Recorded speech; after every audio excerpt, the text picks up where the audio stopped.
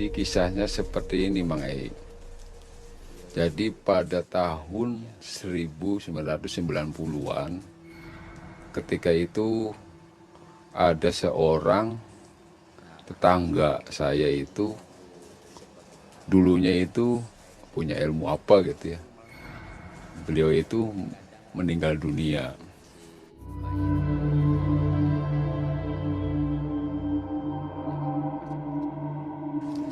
Nah, karena saya itu posisinya itu sebagai tetangga, akhirnya saya itu malam itu melekan, begadang lah, nungguin si mayit gitu ya, sama tetangga-tetangga ngobrol-ngobrol, ngobrolnya kan macem-macem gitu ya, sampai malam hari ngobrol sama teman ini apa segala macam.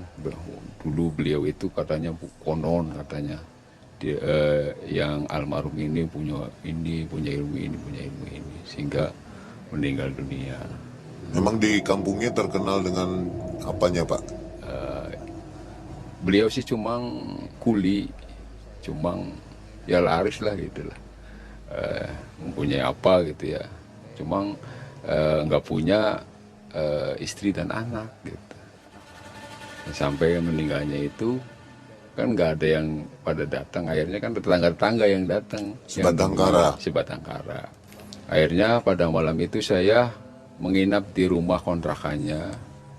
Setelah sampai ngobrol-ngobrol sama tetangga sama ini nggak kerasa, sampai tengah malam saya itu ketiduran. Jam 3 itu saya terdengar ada dari masuk musola itu terdengar bangun bangun asolah tuh khairum minan naum.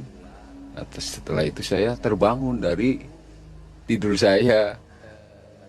Nah, pas tidur saya itu pas di sebelahnya si mayit gitu. Bergegaslah saya itu pulang ke rumah untuk siap-siap melaksanakan sholat subuh di musola. Akhirnya saya pulang dari situ. Setelah pulang, saya mau ngetok pintu, nggak taunya di sebelah rumah saya, dari rumah ke 1, 2, 3, 4 lah, 4 rumah itu ada pohon yang besar, tinggi. Nah, disitulah saya melihat penampakan. Jadi penampakan itu serem sekali. Jadi orang tinggi besar, matanya melotot gitu ya, bertanduk, kepalanya botak, telinganya ini panjang. Setinggi apa, Pak? Setinggi melebihi tinggi pohon dari pohon mangga. Jadi pohon mangga lebih tinggi lagi. Itu gitu ke saya itu. Jelas ya? Jelas sekali. Setelah itu saya bilang, benar kaget. Astagfirullahaladzim kan saya bilang Allahu Akbar gitu. Berapa kali saya bilang Allahu Akbar, tetap dia nggak mau pergi. Akhirnya dia itu nggak tahu ke saya itu semakin melotot gitu. Akhirnya saya itu terjatuh sehingga saya itu tidak sadarkan diri, jatuh di pot, gubrak sampai pot itu jatuh.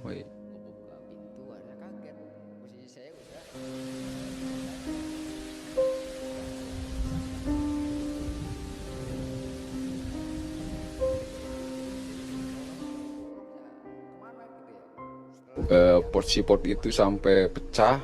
Akhirnya kedua orang tua saya terdengar bahwasanya di depan rumah ada apa gitu. Akhirnya kedua orang tua saya itu ngebuka pintu, akhirnya kaget.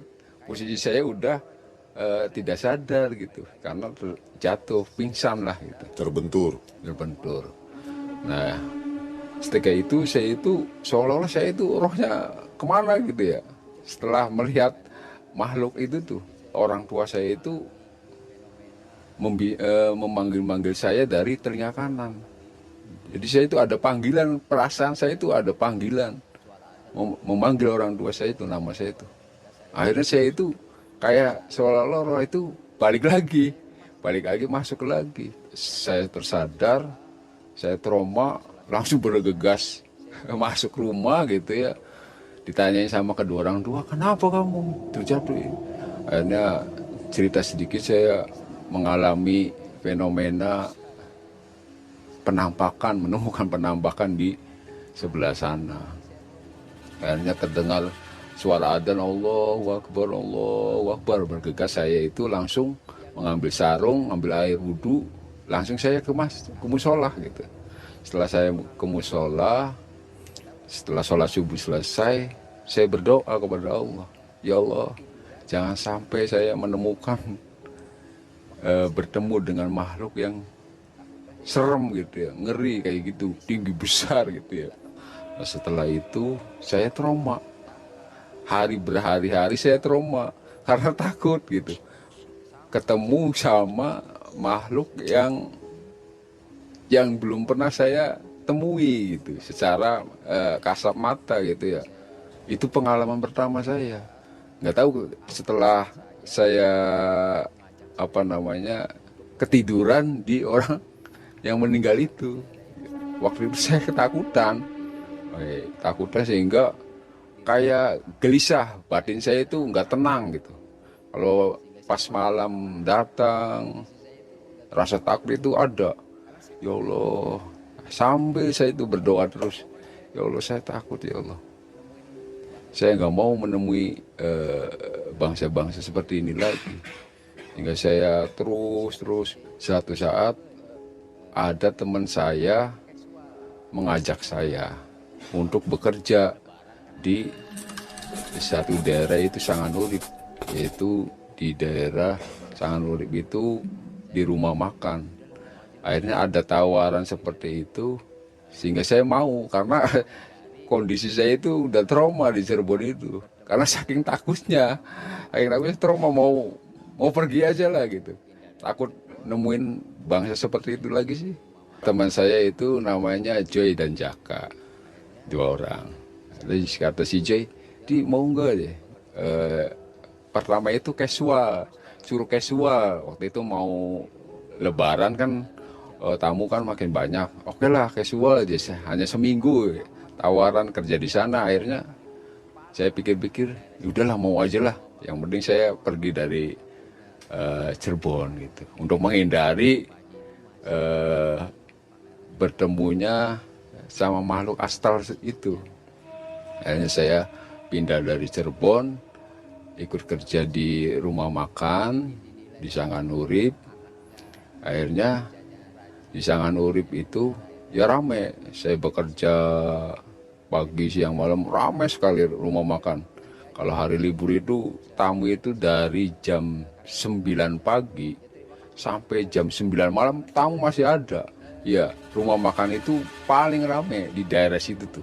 Rumah makan itu konon katanya punyanya Pak Haji. Nah, Pak Haji itu masih keturunan Pangeran Sutawijaya Gebang. Jadi masih cicitnya Sunan Gunung Jati.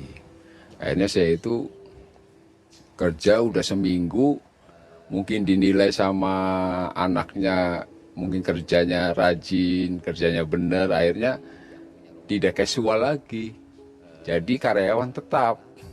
Udah kamu di sini aja katanya, nggak usah jadi casual, karyawan tetap aja. Ya terima kasih banyak karena saya tuh emang trauma, pulang ke Cirebon itu trauma. Kalau libur belum apa-apa, saya itu langsung balik lagi ke Sanganurip karena traumanya yaitu melihat makhluk yang tinggi besar seperti itu. Akhirnya lama, sebulan 2 bulan, akhirnya saya itu terus saja. Satu ketika Pak Haji yang punya rumah makan, setiap malam Jumat sama malam Selasa itu beliau selalu ke majelis zikir gitu. Jadi rutinitas lah, sehingga hati saya itu ada rasa ingin ikut gitu. Hanya saya berani tidak berani memberanikan diri untuk ngomong ke Pak Haji, karena batin saya belum tenang gitu, masih ada rasa takut gitu. Kalau pulang Cirebon belum malam saya udah pulang lagi karena trauma gitu, trauma Itu sosoknya setiap hari menghantui atau gimana, Pak?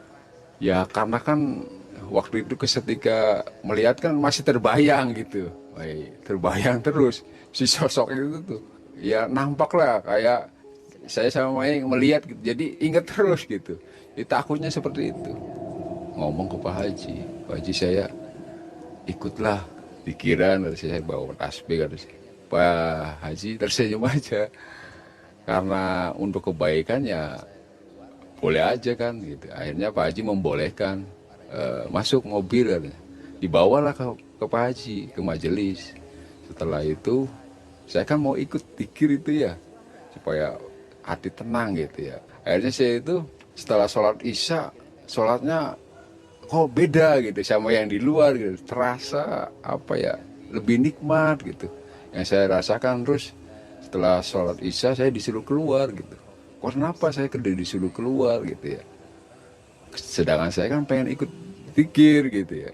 Akhirnya udah ikuti aja prosedurnya, apa namanya aturannya gitu. Udah suruh keluar dulu, boleh ikut sholatnya aja tapi zikirnya belum boleh. Saya tuh jadi pertanyaan apa lagi nih. Setelah saya keluar dari sholat isya, mereka itu semua para jamaah itu berkumpul dan berzikir. Yang jadi penasaran saya itu zikirnya itu nggak ada suara. Kalau zikirnya biasa ada suara, itu nggak ada suara. Zikirnya memang di kolbu, di hati. Jadi zikir kolbi yang diamalkan oleh Pak Haji itu bukan zikir lisan. Jadi zikir ada dua, zikir hofi dan zikir sir. Nah yang Pak Haji lakukan rupanya zikir sir, zikir hati. Jadi mungkin ada komando-komando, ada tata caranya gitu ya. Ada yang mimpinnya lah, tapi tetap zikirnya itu di hati, di kolbu. Akhirnya setelah terus saya ikut sholat isya, suruh keluar lagi. Terus sholat isya, tapi saya tetap pengen ikut karena saya ini rasa ketakutan. Pengen mempunyai batin yang tenang, rasa takut itu hilang gitu ya. Lebih minggu lagi akhirnya ada kabar berita suruh ke sana katanya, nanti diatur sama bapak lah, sama keluarga gitu, bapak yang bertanggung jawab untuk ini semua karena proses pembersihan kamu katanya, dimandikan lalu ditanamkan nur zikirullah dalam kolbu kita. Jadi di situ ada tata caranya gitu ya, ada syarat dan rukunnya. Saya itu nginep satu malam lah di situ. Nah subuh selesai dikasih amalan zikirullah. Setelah itu saya pulang.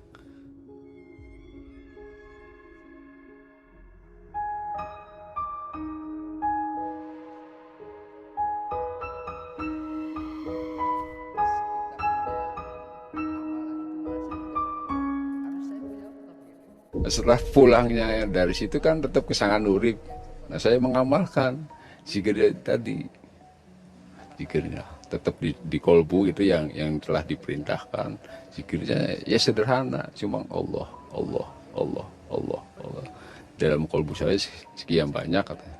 Setelah itu saya mengamalkan itu, malah mata batin saya itu malah lebih terbuka gitu Pak Haji. Sampai-sampai di rumah makan itu saya melihat suatu sosok yang di gerbang itu makhluknya Buddha hijau.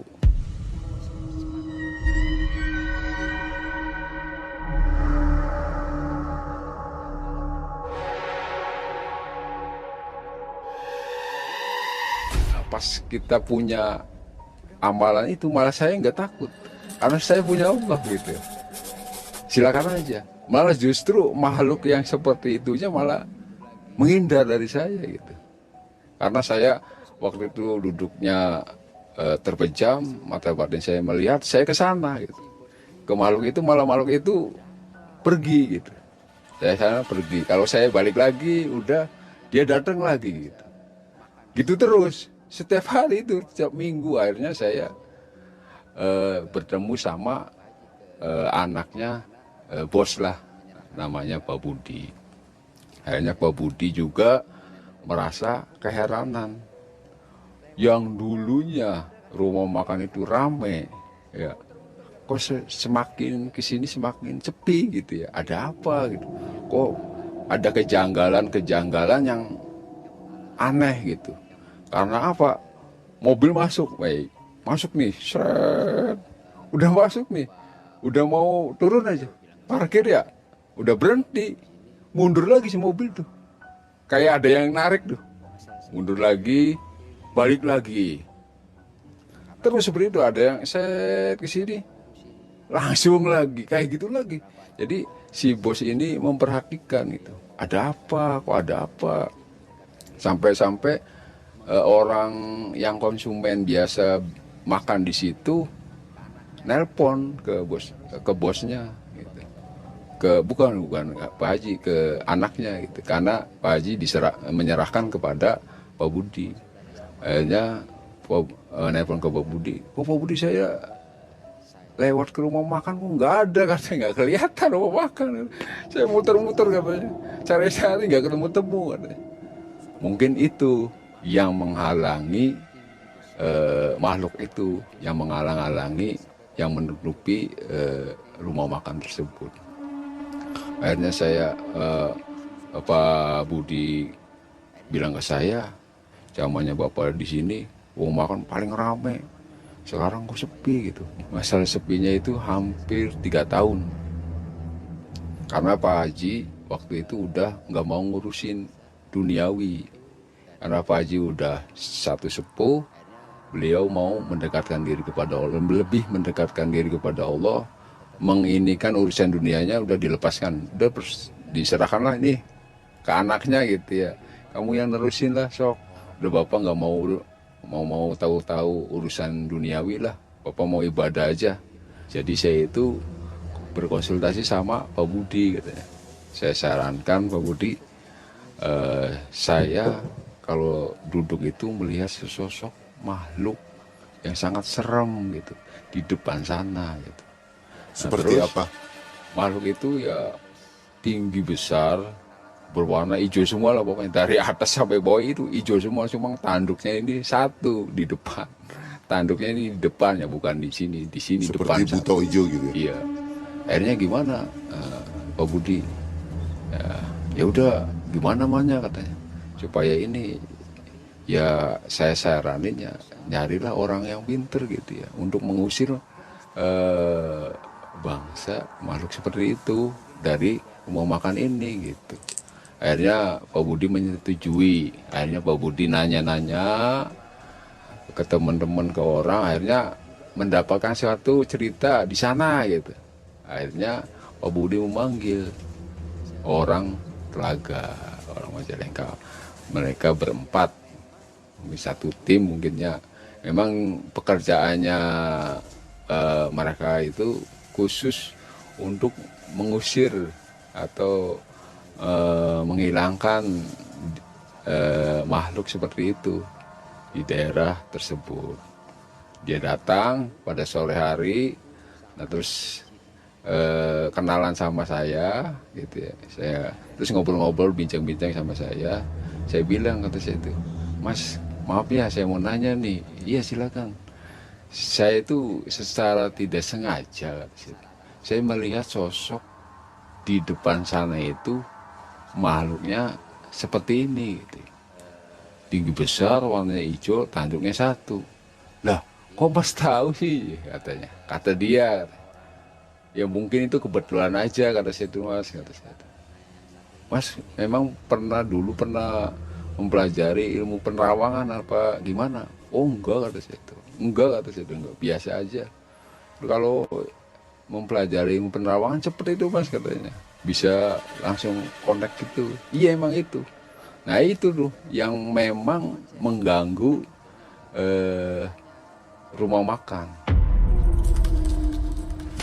Akhirnya minta persyaratan paranormal itu. Persyaratannya itu yaitu kelapa hijau, kembang warna 7, serutu, sama apel jin. Itu yang mahal itu apel jin, Pak Yai. Nggak ada di toko. apel jin itu untuk supaya mengusir bangsa-bangsa seperti itu. Akhirnya dibelikanlah persyaratan tersebut, disiapkan. Nah, malam harinya jam 9, jam 10 malam tutup, baru dirituali. Jadi ada 4 orang bawa air satu disiapkan. Nah, yang satu ini jadi mediator.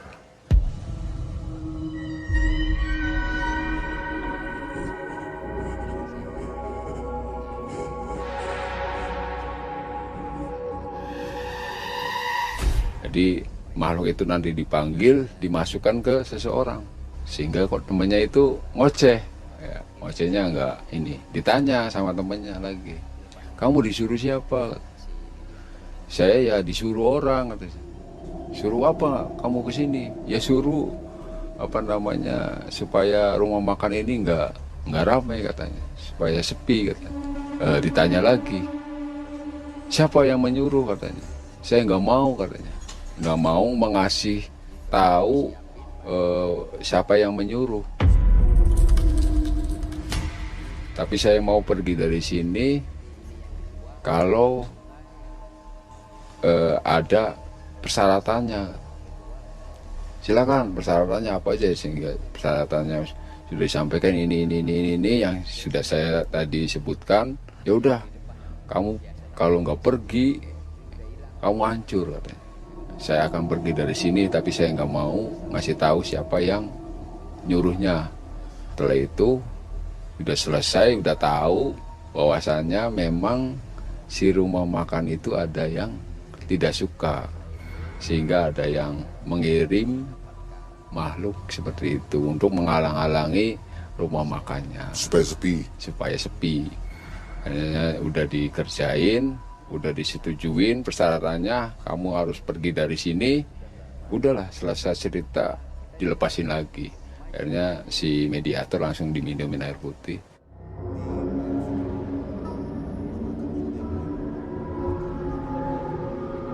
Dibacain doa, udah selesai, sadar.